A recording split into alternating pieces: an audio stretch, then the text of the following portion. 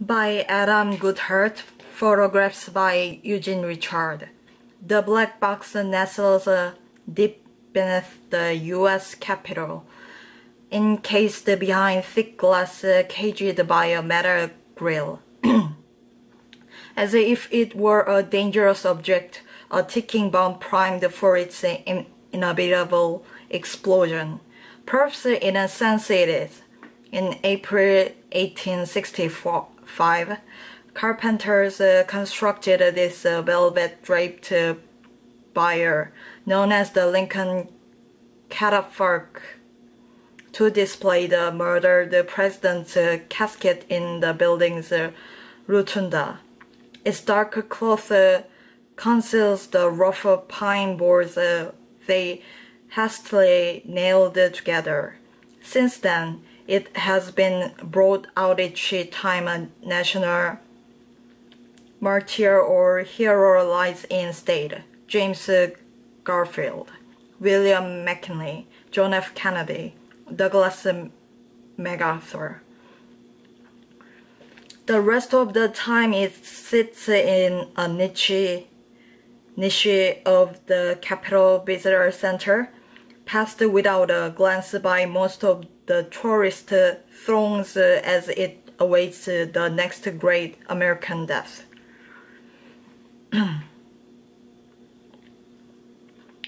Abraham Lincoln's assassination 150 years ago this month has been recounted and reenacted innumerable times. The fateful trip to the theater, the pistol shot in the presidential box, an actor assassin's melodramatic leap to the stage, and Death's arrival at last in the back room of a cheap boarding house. Much less known is the story of what followed. The nation mourned Lincoln as it had never mourned before. In the process, it not only defined the legacy of an American hero, it also established a new ritual of American citizenship. The shared moment of national tragedy when a restless republic's busy life falls silent. During the weeks after Lincoln's death, as his funeral train made a circuitous journey from Washington, D.C. back to his hometown of Springfield, Illinois. Perhaps 1 million Americans filed past the open coffin to glimpse their fallen leader's face. Millions more, as much as 1/3 of the North's population, watched the procession pass. That history isn't so very far away. A 70-something friend of mine recalls hearing his grandfather talk about seeing the funeral courtesy as a young boy in New York City. And even today, as I recently discovered, to follow the route of Lincoln's train is to discover how much his spirit still pervades the nation he loved and saved.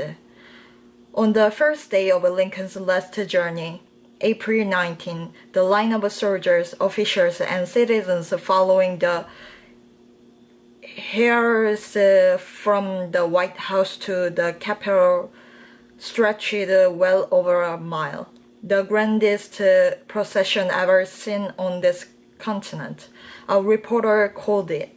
During the days before the murder, the city and half the country had been celebrating the Confederate surrender at Appomattox. Now the same flags hung to hail victory were shrouded in black crepe.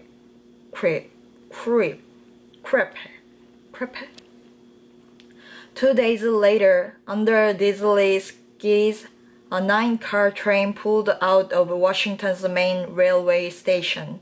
It was headed north, yet just a few minutes into its journey, it crossed into what had very recently been slave territory.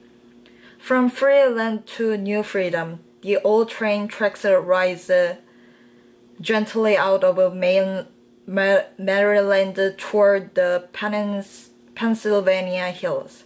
One of these auspiciously named Helmet sits just south of the Mason-Dixon line separating the two states, the other just north. Lincoln was the first person to lie in state on the U.S. Capitol's catafalque. Since then, 36 Americans have been honored on it, including 3 other assassinated presidents. Until Maryland enacted emancipation just 5 months before Lincoln's death, this line was like an electrified fence standing between 4 million people and liberty. Today, the old right-of-way on which Lincoln's train passed, close to rail traffic in the 1980s, has become a hiking trail. Rusted rails emerge here and there from its grassy margins, then sink again into the sod. A wooden post, a bench, and a couple of picnic tables are all that mark the Mason-Dixon line itself. I sit down on the bench, with the left half of me in the south and the right half in the north, marveling at the border's utter invisibility. I watch a pale green inchworm as it traverses my shirt front from Pennsylvania into Maryland, then doubles back and crosses the Mason-Dixon line again. Earth's most impassable barriers, as Lincoln the lawyer knew, as Lincoln the writer knew, are often those formed not of walls and trenches, nor even of mountains and oceans, but of laws and words.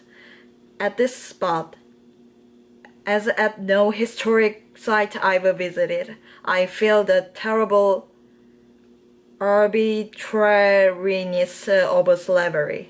But Lincoln also knew that a line made of laws and words, no matter how formidable, could be erased with new laws and words.